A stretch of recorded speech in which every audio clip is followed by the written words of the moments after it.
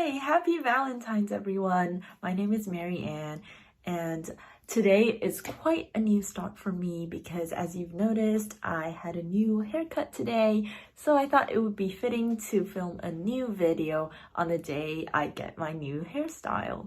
And also, since it's Valentine's, I dressed up all in pink to have some Valentine's vibes. And also, I thought it would be fitting for me to film a video sharing about 10 of my fictional crushes. So enjoy the ride.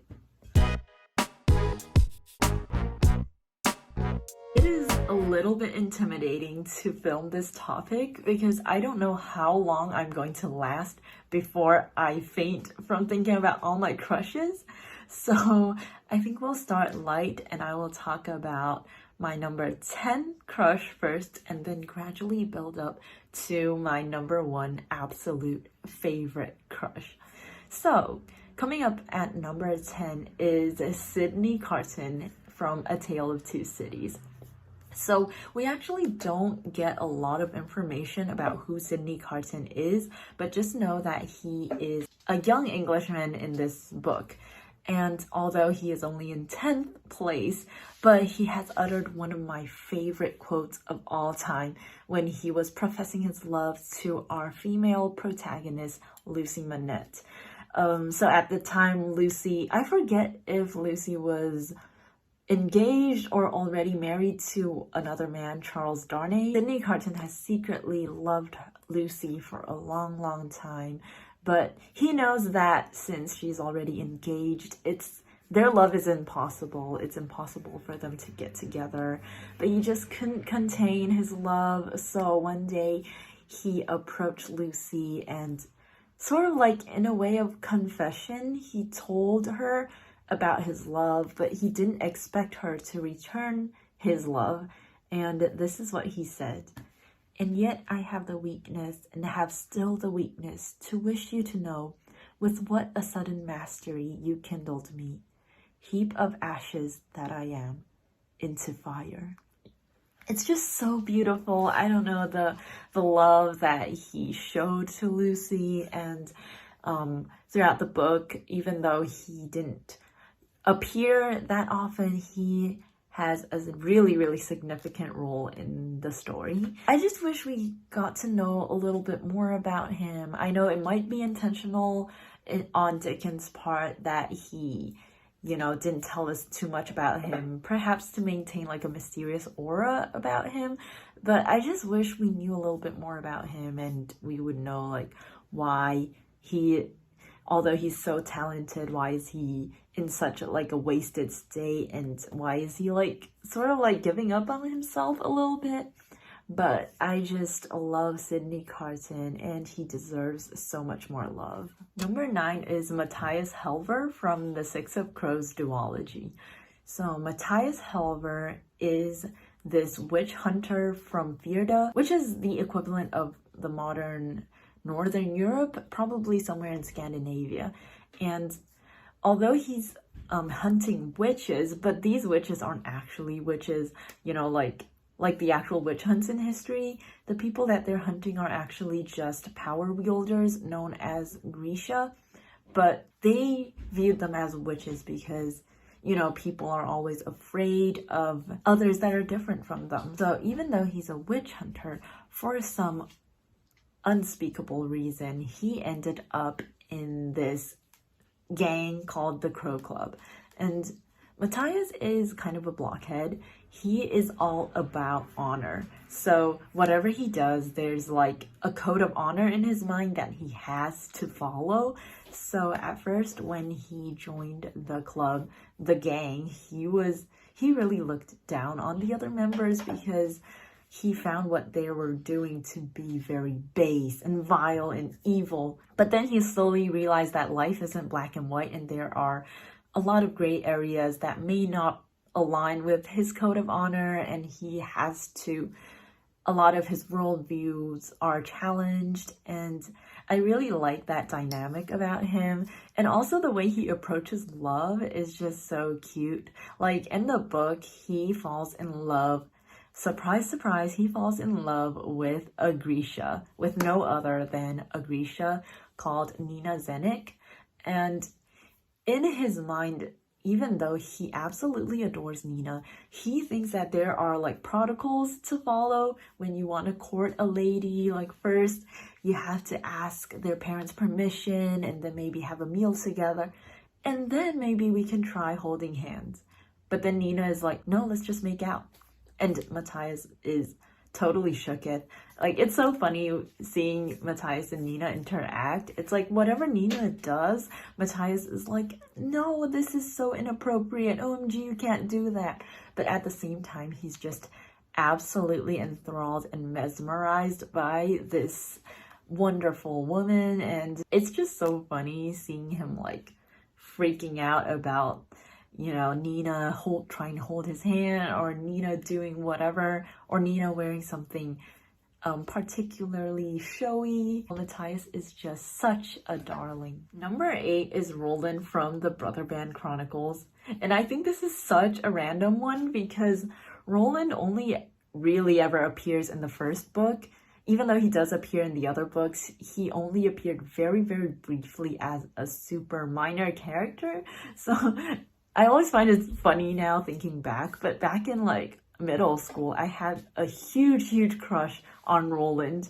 And so basically Brother Band is about these group of boys who form this crew and sail the sea and go on various adventures. The funny thing is Roland isn't even part of the main cast of characters. He's the captain of another brother band known as the Wolves Brother Band, and in the first book, he's this popular kid, and he stood up for our main character Hall when he got bullied by other kids. Because our main character Hall's mother is from another country, so people look down on him because they think he's like a mixed kid, and so they just pick on him and they just hate on him all the time.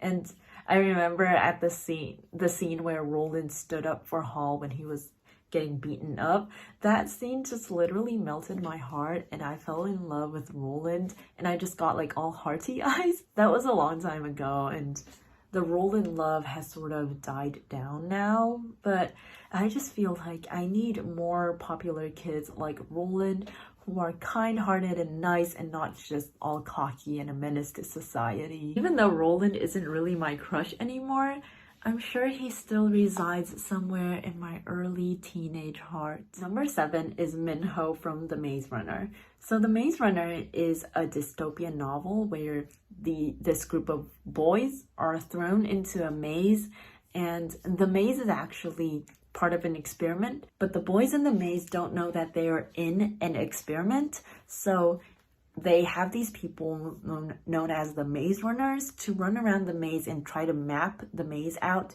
and try to find out if there's an exit so they can get out.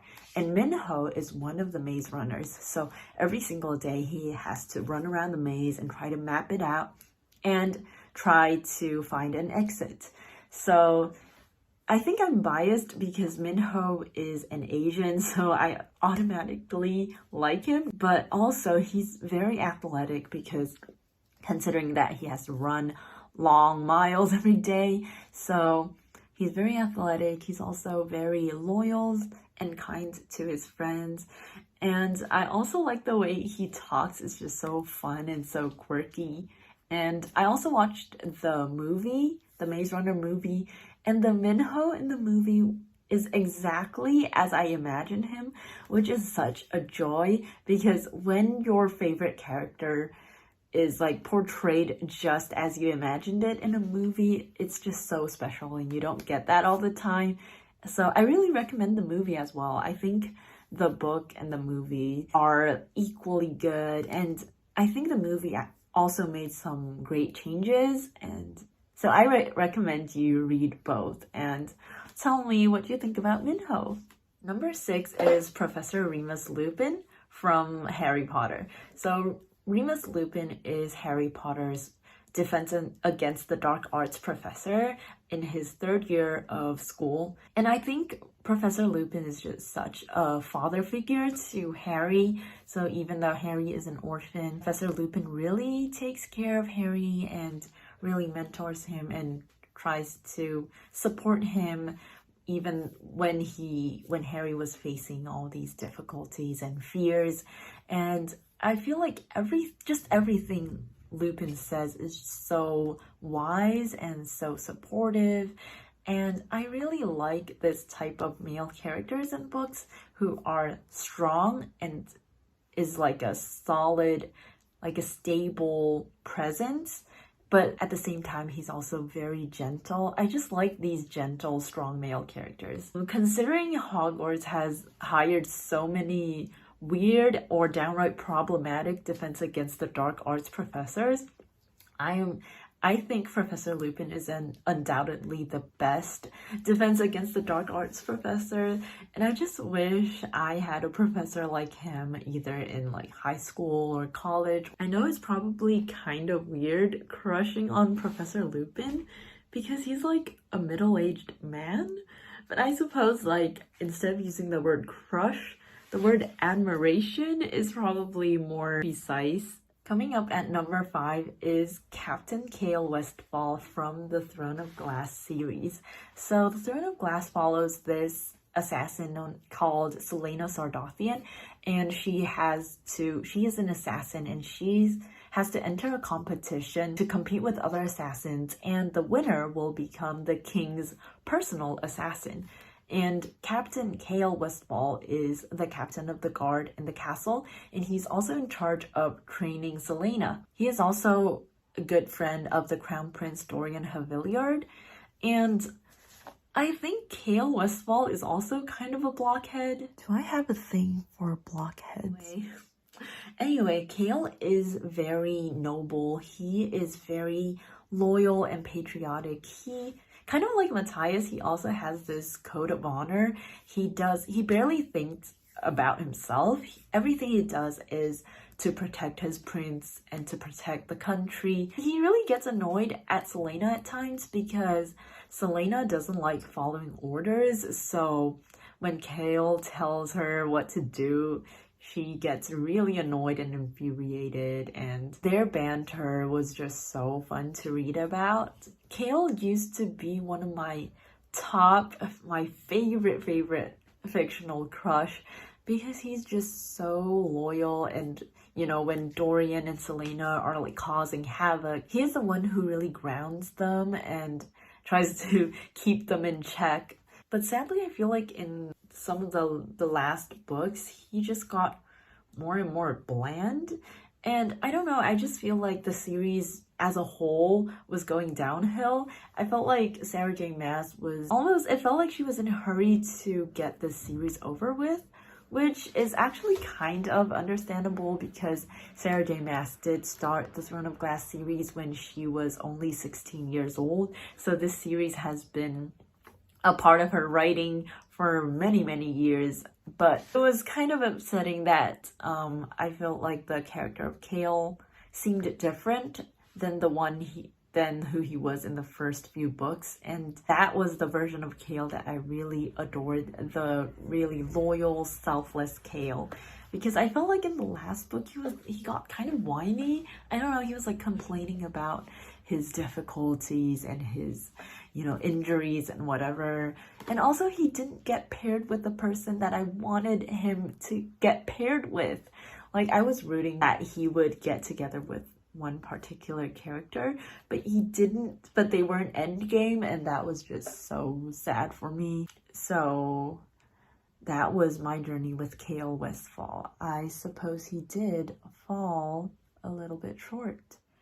Number 4 is actually kind of embarrassing because I don't even know how to correctly pronounce his name. Is it like Farouz? Anyways, this character is from the book Hostage 3, and he is a 25-year-old Somali pirate. And immediately, that is just so unique. Like, I've never read about a Somalian pirate in any other book ever. So that is like my only encounter with this group of people. And so anyways, Hostage 3 follows this young girl named Amy, and she and her family went on this vacation on a cruise ship, but during their vacation, they were held hostages by these Somali pirates. And Firuz, I'm just gonna say Firuz, he is one of the only crew members who could speak fluent English, so he acted as the interpreter on the cruise. And this was kind of like a Stockholm Syndrome situation where Amy and Firuz slowly had this weird relationship together. And this book actually gives a lot of commentary about the situation in Somalia, about their poverty and war, and it also gives us like a little bit of insight about these pirates. Like you could see from the captain's life that he didn't really want to be a pirate either. He just, he just needs to live. He also has a family and he just wants to take care of them. But their country is just ravaged by poverty and war, and pirating seems like the only choice for them. Like there aren't many options for them in their situation. So I felt like Firuz had so much potential. He is very smart, and the fact that he speaks English and I think Somali or maybe Arabic fluently just shows that he has so much potential. And I often just wonder where Firuz would end up in if he had the opportunities to hone his skills, if he had the opportunity to actually get an education and find a career that is not being a pirate. I don't know, whenever I think of Firuz, it's just like tinged with sadness. I just wish the best for him, but there's just too many what ifs. But I'm still glad that I got to read about this character. But yeah, Somali pirates are really hard to find in fiction, so really recommend this book. We are heading on to our top 3, which is so exciting. So on 3rd place is James Carstairs, aka Jem. He is from the Infernal Devices, and he is this shadow hunter during the Victorian era. So shadow hunters are these half-angel, half-human warriors who hunt down demons and protect the peace. So James, or Jem, is a half-Chinese, half-British shadow hunter, and he is just such a sweetheart. So when he was young, he and his parents got tortured by this demon, and the demon passed this weird demon disease to him. So it caused him to get this sickness. So he actually doesn't have long to live. He still kept himself optimistic. He still has the will to live. The will to live, get it? If you read the book, you would get the pun. But anyways, Jem is just such a gentle soul. Like, he's always so sympathetic. He's a great listener. He is best friends with our main character, Will Herondale, and Will is kind of a handful. He is sometimes very difficult to interact with because he's often like really emo, and he gets all emotional and he has a bad temper sometimes, but Jem just manages to be able to connect with him and really soften him up, and he's just the most supportive friend ever. I think he's one of the most gentle characters I've ever read in any book, and just whatever he does is just so heart-wrenching and heartwarming. I just wish I could meet him in real life. I feel like he would be the kind of character that's just really kind to whoever he meets. And hopefully when I meet Jem, I'll be able to tell him how much I love him. Number 2 is Gillen from the Ranger's Apprentice series. So as the series title suggests, this book follows this young boy Will as he trains to become a ranger, and it follows him as he embarks on various adventures as a ranger.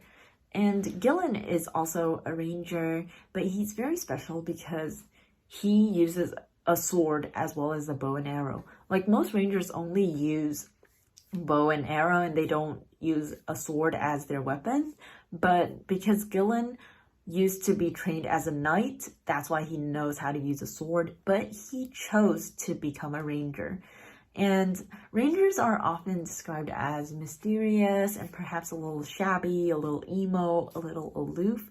But Gillen is just such a ball of sunshine. He is always so cheerful and upbeat, and he creates a very stark contrast with his taciturn mentor, Halt. And I just love that he just added so much energy to the book. I loved how the book described that he's cleanly shaven all the time and giving him a youthful look, which in my mind equals handsome. Gillen is just such a happy-go-lucky person, and like Jem, I feel like he would be a fun person to hang out with in real life. Like, he would be actually kind and nice to you, and he'd actually talk to you. In the book, Gillen takes on bandits and whole armies and cult leaders. He's just so brave and strong. We are finally on to my number one favorite crush, and he is no other than Aragorn, son of Arathorn, also known as Elessar, the Elfstone, Dunadan, the heir of Isildur Elendil's son of Gondor. The length of his name literally indicates my amount of love for him. But anyways, Aragorn is a character from The Lord of the Rings. He is initially introduced as a strider, which is basically a ranger. So do I also have a thing for rangers? Because my number one and number two crushes are both rangers. But although Aragorn was initially introduced as a ranger, a strider, as the book progresses, you slowly find out more about who Aragorn really is and about his heritage, and you find out, oh, he is not your ordinary strider. Even though he knows he's not like an ordinary person, he is always so humble and selfless, and throughout the book he just always does his best to protect Frodo and all his companions. Even though sometimes he doubts his decisions sometimes, but he acts like as the leader of the group, especially when Gandalf isn't around. He takes the mantle and he leads the group, which is a really difficult task to do, especially in this dark time when the enemy is rising and the stakes are super high. Aragorn is just such a trustworthy character. You just feel like the Fellowship is in good hands when he's the leader. And I think I've also watched the Lord of the Rings movie, and I think Viggo Mortensen did a great job portraying Aragorn, like portraying his struggles, but also portraying his power and how he really overcame some of his own fears. And I see like people on the internet always fangirling and talking about how Aragorn is the embodiment of non-toxic masculinity. And I do agree, like Aragorn is such a masculine character, but he's non-toxic. He doesn't like flex his manliness or his abilities. He's always very supportive, very humble, and he will forever be my number one crush. At one point, I just wished so badly that I can become Elwyn. Not Arwen, you didn't hear wrong. I wanted to be Elwyn. She absolutely adored Aragorn in the movies, but then she got like brutally friend-zoned by Aragorn, and I just thought in my heart, wow, that it would be such an honor to be friend-zoned by Aragorn. Okay, I'm just being weird. Please ignore the last bit. But anyways, it was fun filming this video, and I just think Valentine's is a time to express your love. So here are 10 of my true loves. I would love to know who your fictional crushes are, and I hope you have a wonderful Valentine's. And if you don't celebrate Valentine's, I hope you have a wonderful day, and I'll see you in my next video. Bye! But but the boys inside the maze don't know that they're in an But the boys in the maze don't know that they're in an experience. Okay, I'm just being weird. Please ignore the entire... Not the entire video.